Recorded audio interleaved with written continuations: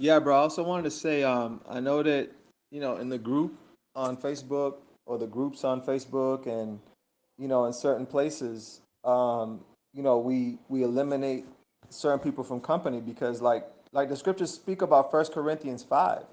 There's a lot of adulterers that we know, homosexuals that we know.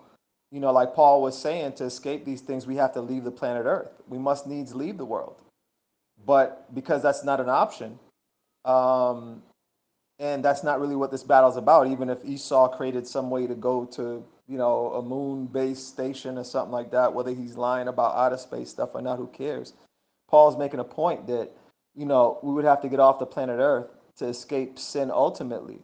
But among one another, we can't be breaking down scriptures wrong or resisting correction or having pride or got your own breakdown. Well, I'll see it at my time. You don't rush me. And, we can't be that way. Because even if you need time to understand it, you could say, well, bro, I'm going to definitely take a look at that.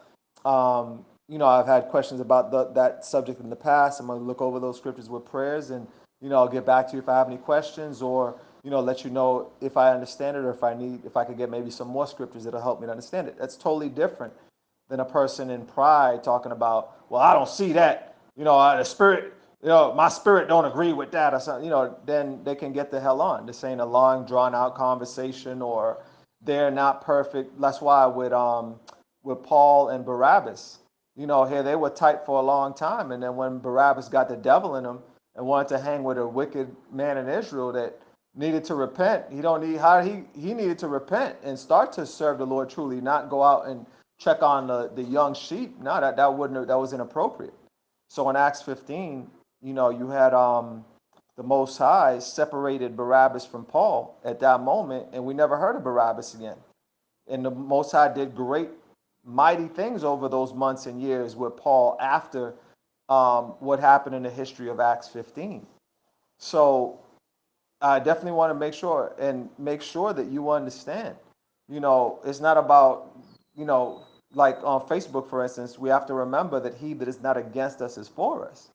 But when we start dealing with people as far as including them in the household of faith or opening that communication to them at that level because that's something that they claim they want. I need to be around righteous people. I don't know anybody that's righteous. I go to these different Israelite groups. They don't hear me. When they start coming like that and we interact with them and the Lord show us to give them an opportunity, um, or as we're learning, give them an opportunity. And then they, cast it aside or they show that they're just a bunch of words, but they don't have any fruits and actions to show virtue. Then that's where we separate from them. And then when Christ said he is not with us is against us, that's where that wisdom comes from. That someone that's not going with sound doctrine, then they're against us. But someone that's never had sound doctrine or never really been of us, if they're not against us, then the Most High could always wake them up.